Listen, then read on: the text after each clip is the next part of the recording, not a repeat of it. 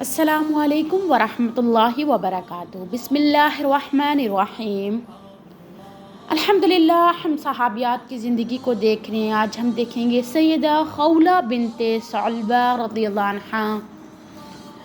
اللہ کی بہت بڑی نعمت ہے کہ اس نے ہمیں توفیق دی کہ ہم ان پیارے لوگوں کے بارے میں پڑھ رہے ہیں اور ان کی زندگیوں کو جان رہے ہیں کہ انہوں نے اپنی زندگی کو کس طرح اللہ کی راہ میں لگایا اور کس طرح انہوں نے اپنے ایمان اور تقوی کو مضبوط رکھا۔ اللہ تعالی ہمیں بھی اس دین پر ثابت قدمی عطا فرمائے۔ اللہ تعالی ہمیں بھی ان صحابیات جیسا بننے کی توفیق عطا فرمائے۔ سیدہ خولہ بنت ثعلبہ دختر انصار، نام خولہ، باپ کا نام ثعلبہ بن مالک بن سرم اور خامند کا نام اوس بن صامت تھا، جو انصار کے نمائندے اور بحری جنگ کے شہیدہ سیدہ ام حرام بنت ملحان رضی اللہ عنہ کے خامند سیدنا عبادہ بن صامت رضی اللہ عنہ کے بھائی تھے، جن کے بارے میں ہم نے پہلے پڑھا۔ سیدہ خولہ رضی اللہ عنہ اور ان کے خامند سیدنا اوس بن صامت رضی اللہ عنہ کو پہلے مرحلے میں اسلام قبول کرنے کی سعادت حاصل ہوئی۔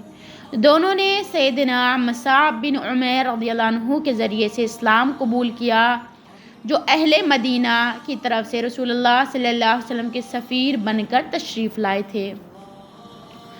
سیدہ خولہ رضی اللہ عنہ اور ان کا خامند سیدنا اوس بن صامت رضی اللہ عنہ اور ان انصار میں سے تھے جن کے بارے میں رسول اللہ صلی اللہ علیہ وسلم نے درج ذیل فرمان ارشاد فرمایا تھا، اگر ہجرت نہ ہوتی تو میں انصار کا ایک فرد ہوتا، اگر لوگ ایک وادی یا گھاٹی میں چلیں اور انصار دوسری وادی یا گھاٹی میں چلیں تو میں انصار کی وادی یا گھاٹی میں چلوں گا۔ سیدنا انس بن مالک رضی اللہ عنہ کہتے ہیں کہ رسول اللہ صلی اللہ علیہ وسلم نے انصار کو اکٹھا کیا اور یہ فرمایا، کیا تم میں تمہارے علاوہ کوئی اور بھی ہے؟ انہوں نے کہا، نہیں، البتہ ہمارا ایک بھانجا ہے۔ رسول اللہ صلی اللہ علیہ وسلم نے فرمایا، بھانجا انہی میں سے ہے۔ قریش کا دور جاہلیت اور مصیبت کا دور تھا، میں چاہتا ہوں کہ ان کو جوڑوں۔ کیا تمہیں یہ پسند نہیں کہ لوگ دنیا لے کر واپس جائیں اور تم اللہ کے رسول کو لے کر اپنے گھروں کی طرف جاؤ؟ انہوں نے کہا، کیوں نہیں؟ رسول اللہ صلی اللہ علیہ وسلم نے فرمایا، اگر لوگ ایک وادی اور گھاٹی میں چلیں اور انصاری ایک دوسری وادی یا گھاٹی میں چلیں تو میں انصار والی وادی یا گھاٹی میں چلوں گا۔ اللہ کے رسول نے یہ بات پھر فرمائی۔ ایک دوسرے موقع پر رسول اللہ صلی اللہ علیہ وسلم نے فرمایا، انصار بدن سے متصل لباس کی طرح ہیں اور دوسرے لوگ چادر کی طرح ہیں۔ اگر لوگ ایک وادی یا گھاٹی اختیار کریں اور انصار دوسری وادی کی طرف چلیں تو میں انصار کی وادی میں چلوں، اور اگر ہجرت نہ ہوتی تو میں انصار کا ایک فرد ہوتا۔ آپ نے مزید فرمایا، انصار میرے جان و جگر ہیں، ایک وقت آئے گا کہ لوگ زیادہ ہوں گے اور یہ کم، اس لیے تم ان کے نیک لوگوں کی بات مانو اور ان کے خطا کاروں سے درگزر کرو۔ رسول اللہ صلی اللہ علیہ وسلم نے فرمایا، یقیناً انصار میرے جان و جگر ہیں، میں ان کے پاس رہتا ہوں، سو تم ان میں سے نیکوکاروں کی بات ماننا اور خطا کاروں سے درگزر کرنا۔ یقیناً انہوں نے اپنا فرض ادا کر دیا لیکن ان کا حق باقی ہے۔ آپ صلی اللہ علیہ وسلم نے انصار کے بارے میں ارشاد فرمایا، مومن انصار سے محبت کرتا ہے اور منافق بغض رکھتا ہے۔ جو ان سے محبت کرے اللہ ان سے محبت کرے گا اور جو ان سے بغض رکھے اللہ ان سے بغض رکھے گا۔ رسول اللہ صلی اللہ علیہ وسلم نے فرمایا، انصار کے ساتھ بغض رکھنا منافق ہونے کی علامت ہے اور انصار کے ساتھ محبت رکھنا مومن ہونے کی نشانی ہے۔ سیدہ خولہ اور مسئلہ ظہار، کوئی خاوند اپنی بیوی کو یہ الفاظ کہہ دے کہ تو میرے لیے میری ماں کی طرح ہے تو اس کو شرعی اصطلاح میں ظہار کہتے ہیں۔ یہ واقعہ سیدہ خولہ رضی اللہ عنہ کے ساتھ پیش آیا۔ سیدہ خولہ رضی اللہ عنہ فرماتی ہیں کہ ایک روز رسول اللہ صلی اللہ علیہ وسلم نے ہم سے ارشاد فرمایا، جس کو اللہ تعالیٰ 4 خوبیاں ایک ساتھ عطا کر دے، اس کے لیے اللہ تعالیٰ نے دنیا و آخرت کی خیر بلائی کو جمع کر دیا۔ ہم نے پوچھا، اے اللہ کے رسول، وہ 4 خوبیاں کون سی ہیں؟ آپ صلی اللہ علیہ وسلم نے فرمایا، شکر گزار دل، ذکر الہی کرنے والی زبان، متوسط درجے کا گھر اور نیک بیوی۔ جب سیدہ خولہ رضی اللہ عنہ کا خاوند عمر رسیدہ ہو گیا تو اس کی طبیعت میں تلخی پیدا ہو گئی، اس کی گفتگو اور طرز عمل میں سختی آ گئی۔ اس نے اپنی بیوی کو اکثر و بیشتر ڈانٹ پلانا اور پٹائی کرنا شروع کر دیا۔ ایک دن وہ اپنی بیوی سے بہت زیادہ ناراض ہوا اور یہ کہہ دیا کہ تو میرے لیے میری ماں کی طرح ہے۔ زمانۂ جاہلیت میں اگر کوئی شخص اپنی بیوی کو یہ الفاظ کہہ دیتا تو اس سے طلاق واقع ہو جاتی۔ یہ کہہ کر وہ غصے سے اپنے گھر سے باہر چلا گیا۔ اوس بن صامت تھوڑی دیر بعد گھر واپس آیا تو اس کے ہاتھ میں کھجوریں تھیں۔ اس نے اپنی بیوی سے کہا، خولہ، یہ کھجوریں کھا لو۔ انہوں نے کہا، مجھے بھوک نہیں۔ اوس نے کہا، چلو میں یہ کھا لیتا ہوں۔ جب اوس نے بیوی کے تخلیے کے لیے بلایا تو اس نے صاف انکار کر دیا۔ اس نے کہا، میں اب آپ کے لیے حرام ہو چکی ہوں، آپ نے مجھے ماں کی مانند کہہ دیا۔ اللہ کی قسم، اب آپ میرے قریب نہیں آ سکتے جب تک کہ اللہ اور اس کے رسول مقبول صلی اللہ علیہ وسلم کا حکم نہیں آ جاتا۔ پھر سیدہ خولہ رضی اللہ عنہ اسے وہیں چھوڑ کر رسول اللہ صلی اللہ علیہ وسلم کی خدمت میں حاضر ہوئیں اور آپ صلی اللہ علیہ وسلم کو ساری صورتحال سے آگاہ کر دیا۔ اس کی تفصیل امام ابو داؤد رحمۃ اللہ نے اپنے مشہور اور معروف کتاب سنن ابی داؤد میں کچھ اس طرح بیان کی ہے۔ سیدہ خولہ بنت مالک بن سلبہ فرماتی ہیں کہ میرے خاوند اوس بن صامت نے مجھے ماں کہہ دیا تو میں رسول اللہ صلی اللہ علیہ وسلم کی خدمت میں شکایت لے کر حاضر ہوئی۔ رسول اللہ صلی اللہ علیہ وسلم مجھے تنبیہ کے انداز میں فرمانے لگے، اتق اللہ فإنہ ابن عمک، اللہ سے ڈرو، وہ تیرے چچا کا بیٹا ہے۔ سیدہ خولہ رضی اللہ عنہ فرماتی ہیں کہ میں وہیں ٹھہری رہی یہاں تک کہ قرآن مجید کی درجہ ذیل آیت نازل ہوئیں۔ ارشاد باری تعالیٰ ہے، سورۃ المجادلہ کی آیت نمبر 1 سے لے کے 4 تک ہے، قد سمع اللہ قول التی تجادل فی زوجہا وتشتکی الی اللہ واللہ یسمع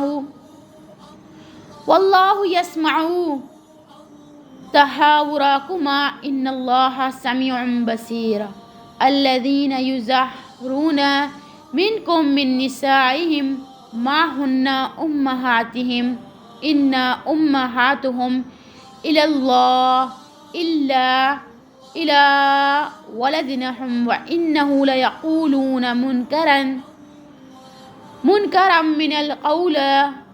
منکرا من القول وزورا وان اللہ لعفو غفور والذین یظہرون من نسائہم ثم يعودون لما قالوا فتحرير رقبة من قبل أن يتمسا ذلكم توعظون به والله بما تعملون خبير فمن لم يجد فصيام شهرين متتابعين من قبل أن يتمسا فمن لم يستطع فإطعام 60 مسكينا ذلك لتؤمنوا بالله ورسوله وتلك حدود الله وللكافرين عذاب علیم۔ اللہ نے سن لی اس عورت کی بات جو اپنے شوہر کے بارے میں تم سے تکرار کر رہی ہے اور اللہ سے فریاد کیے جاتی ہے۔ اللہ تم دونوں کی گفتگو سن رہا ہے، وہ سب کچھ سننے والا، دیکھنے والا ہے۔ تم میں سے جو لوگ اپنی بیویوں سے ظہار کرتے ہیں ان کی بیویاں ان کی مائیں نہیں ہیں، ان کی مائیں تو وہی ہیں جنہوں نے ان کو جنا ہے۔ یہ لوگ سخت ناپسندیدہ اور جھوٹی بات کہتے ہیں، اور حقیقت یہ ہے کہ اللہ بڑا معاف کرنے والا اور درگزر فرمانے والا ہے۔ جو لوگ اپنی بیویوں سے ظہار کریں پھر اپنی اس بات سے رجوع کریں جو انہوں نے کہی تھی، تو قبل اس کے دونوں ایک دوسرے کو ہاتھ لگائیں، ایک غلام آزاد کرنا ہوگا۔ اس سے تم کو نصیحت کی جاتی ہے، اور جو کچھ تم کرتے ہو اللہ اس سے باخبر ہے۔ جو شخص غلام نہ پائے وہ 2 مہینے پہ در روزے رکھے قبل اس کے کہ دونوں ایک دوسرے کو ہاتھ لگائیں، اور جو اس پر بھی قادر نہ ہو وہ 60 مسکینوں کو کھانا کھلائے۔ یہ حکم اس لیے دیا جا رہا ہے کہ تم اللہ اور اس کے رسول پر ایمان لاؤ۔ یہ اللہ کی مقرر کردہ حدیں ہیں اور کافروں کے لیے دردناک سزا ہے۔ رسول اللہ صلی اللہ علیہ وسلم نے فرمایا وہ ایک غلام آزاد کرے۔ سیدہ خولہ رضی اللہ عنہا نے کہا اس میں یہ سخت نہیں کہ وہ غلام آزاد کر سکے۔ رسول اللہ صلی اللہ علیہ وسلم نے فرمایا تو وہ 2 ماہ کے مسلسل روزے رکھے۔ سیدہ خولہ رضی اللہ عنہا نے کہا اے اللہ کے رسول وہ بہت بوڑھا ہو چکا ہے، وہ مسلسل 2 ماہ کے روزے نبھا نہیں سکتا۔ رسول اللہ صلی اللہ علیہ وسلم نے فرمایا وہ 60 مسکینوں کو کھانا کھلائے۔ وہ کہنے لگی اس کے پاس تو کچھ بھی نہیں جسے وہ صدقے میں دے سکے۔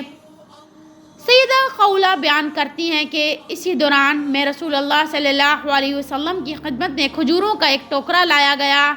سیدہ خولہ رضی اللہ عنہا نے عرض کیا اے اللہ کے رسول میں اس کی مدد کے لیے کھجوروں کا ٹوکرا مہیا کرتی ہوں۔ آپ صلی اللہ علیہ وسلم نے فرمایا یہ تیرا احسان ہوگا، جاؤ اس کی طرف سے 60 مسکینوں کو کھلا دو اور اپنے چچا کے بیٹے سے رجوع کر لو، یہ تیرے خاوند کا کفارہ ہوگا۔ یاد رہے کہ ایک عرق میں 60 سا ہوتے ہیں۔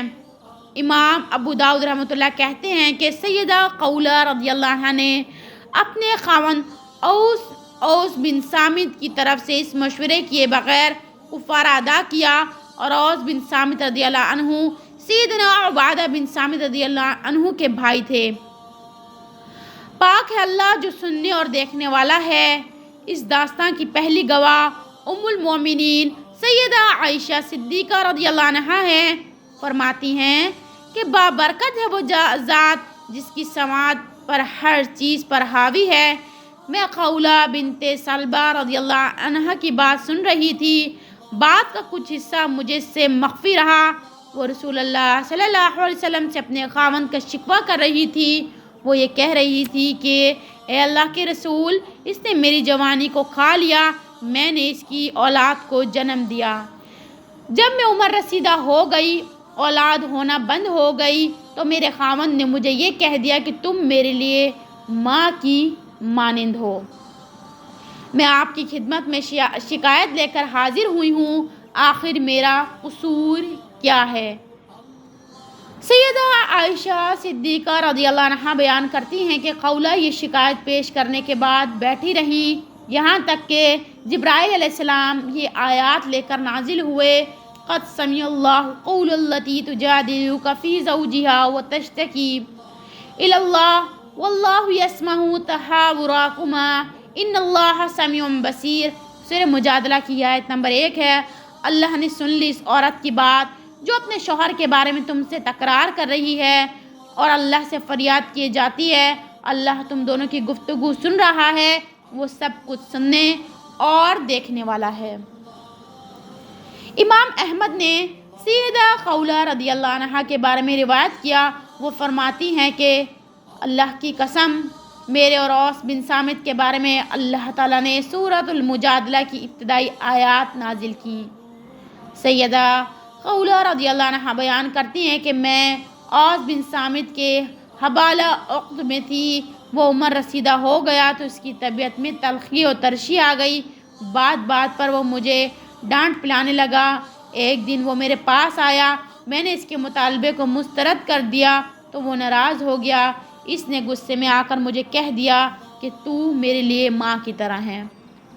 وہ فرماتی ہیں کہ اس کے بعد وہ گھر سے باہر چلا گیا، وہ اپنی قوم کے چند افراد کے پاس تھوڑی دیر بیٹھا، پھر میرے پاس آیا، وہ میرے ساتھ تخلیہ کا ارادہ رکھتا تھا۔ میں نے کہا اب یہ نہیں ہو سکتا، مجھے قسم ہے ذات کی جس کے ہاتھ میں خولہ کی جان ہے، اب تم میرے پاس نہیں آ سکتے جب تک کہ اللہ تعالیٰ اور اس کا رسول مقبول صلی اللہ علیہ وسلم کوئی فیصلہ نہیں دے دیتے۔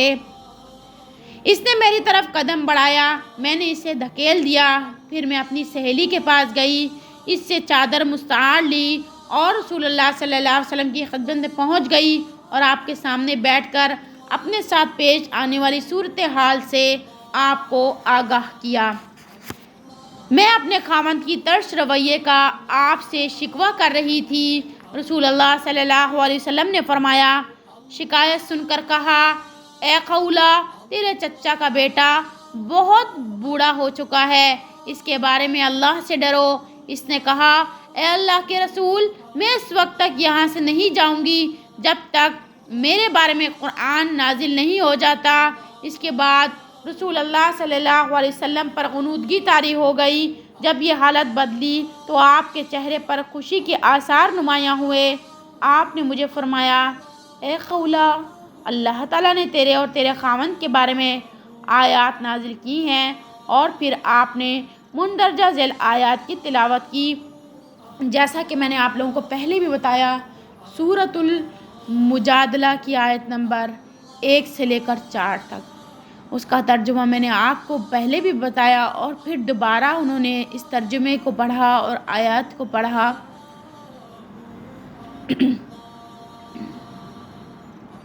سیدہ خولہ رضی اللہ عنہا بیان کرتی ہیں کہ رسول اللہ صلی اللہ علیہ وسلم نے مجھ سے فرمایا، اپنے خاوند کو حکم دو کہ وہ ایک گردن آزاد کرے۔ وہ کہتی ہیں کہ میں نے عرض کیا، اے اللہ کے رسول، اللہ کی قسم، اس کے پاس یہ گنجائش نہیں ہے۔ بار بار انہوں نے یہی بات کہی۔ سیدہ خولہ رضی اللہ عنہا نے کہا، اے اللہ کے رسول، میں اس کے لیے ایک ٹوکرا کھجور مہیا کر دوں گی۔ رسول اللہ صلی اللہ علیہ وسلم نے فرمایا، یہ تو بہت اچھا ہوگا، یہ تیرا نہایت درست فیصلہ ہے، تم جاؤ، اس کی طرف سے صدقہ دے دو اور اپنے چچا کے بیٹے کے ساتھ خیر و بھلائی کا رویہ اختیار کرو۔ کہتی ہیں کہ میں نے ایسا ہی کیا جیسا رسول اللہ صلی اللہ علیہ وسلم نے ارشاد فرمایا تھا۔ امیر المومنین سیدہ خولہ کی نصیحت کو غور سے سنتے ہیں۔ جب بھی سیدہ خولہ رضی اللہ عنہا امیر المومنین سیدنا عمر بن خطاب رضی اللہ عنہ کے پاس تشریف لاتی تو وہ ان کی بہت عزت و تکریم کیا کرتے اور فرماتے کہ یہ وہ جلیل القدر خاتون ہیں جن کی بات کو اللہ تعالیٰ نے سنا۔ ایک دن سیدنا عمر رضی اللہ عنہ مسجد سے نکلے، ان کے ساتھ جارود بن معالیہ تھے۔ انہوں نے سیدہ خولہ رضی اللہ عنہا کو راستے میں دیکھا تو کہا، اے ام عامر، السلام علیکم۔ انہوں نے سلام کا جواب دیا، پھر فرمانے لگی، اے عمر، میں نے تجھے عکاظ میلے میں دیکھا، اس وقت تیرا نام عمیر تھا، تم اپنی لاٹھی سے بھیڑ بکریاں چرایا کرتے تھے، پھر کچھ عرصہ بیت جانے کے بعد تیرا نام عمر رکھ دیا گیا، پھر تم امیر المومنین بن گئے۔ رعایات کے معاملات میں اللہ سے ڈرتے رہنا اور خوب اچھی طرح جان لو، جو شخص اللہ تعالیٰ کی وعید سے ڈر گیا، اللہ تعالیٰ اس کے لیے وعید کو قریب کر دیتا ہے۔ جو موت سے ڈر گیا وہ وقت ضائع کرنے سے اندیشہ محسوس کرتا ہے، جس نے حساب کا یقین کر لیا وہ عذاب سے خوفزدہ رہتا ہے۔ جارود نے جب یہ دیکھا کہ ایک عورت امیر المومنین کو سر بازار نصیحت پہ نصیحت کیے جا رہی ہے تو اس نے کہا، اے خاتون، تو امیر المومنین پر زیادتی کر رہی ہے۔ سیدنا عمر رضی اللہ عنہ نے اس سے کہا، تم اس خاتون کو جانتے نہیں ہو، یہ جلیل القدر خاتون وہ عظیم ہستی ہیں جس کی باتوں کو اللہ تعالیٰ نے 7 آسمانوں پر سنا۔ عمر کی کیا مجال ہے کہ اس کی باتوں کو نہ سنے، اللہ کی قسم، یہ جب تک باتیں کرتی رہے گی عمر کھڑا سنتا رہے گا۔ سیدنا عمر رضی اللہ عنہ نے ان کی ساری باتیں سنی اور جنہوں نے مطالبہ کیا اسے پورا کیا۔ تسلی سے نصیحت آموز باتیں کرنے کے بعد سیدہ خولہ رضی اللہ عنہ وہاں سے واپس ہوئیں۔ سیدنا عمر رضی اللہ عنہ نے اپنے ساتھی سے کہا، اگر یہ ساری رات بھی یہاں کھڑی مجھے سے نصیحت آموز باتیں کرتی رہیں تو میں یہاں کھڑا ان کی باتیں سنتا رہوں گا۔ اگر اس حالت میں نماز فجر کا وقت ہو گیا ہو تو نماز ادا کرنے کے لیے جاؤں گا اور پھر واپس آ کر ان کی باتیں سنوں گا۔ اللہ تعالیٰ عمر رضی اللہ عنہ پر اپنی رحمت نچھاور کرے، جس نے پند و نصیحت کو قبول کیا، اور اللہ تعالیٰ سیدہ خولہ رضی اللہ عنہا پر بھی اپنی رحمت کی برکھا برسائے، جس نے امیر المومنین کو اچھی اچھی نصیحتیں کیں۔ اللہ سبحانہ تعالیٰ دونوں کو جنت الفردوس میں اعلیٰ اور عرفہ مقام پر فائز کرے اور انہیں اپنی مہمان نوازی سے سرفراز کرے، آمین ثم آمین۔ الحمدللہ ثم الحمدللہ، بڑی ہی پیاری صحابیات ہیں۔ دیکھیں، ان کے شوہر نے ان سے کچھ کہہ دیا تو وہ رسول اللہ صلی اللہ علیہ وسلم سے پہلے اس کے بارے میں معلوم کرنے کے لیے چلی گئیں کہ میں پہلے اپنی اصلاح کر لوں اور اس کے بعد انشاءاللہ میں آگے بڑھوں گی۔ آج ہم اپنی زندگیوں میں بہت سی ایسی غلطیاں اور بہت سے ایسے گناہ کر رہے ہیں جس کا ہمیں پتہ بھی نہیں ہے۔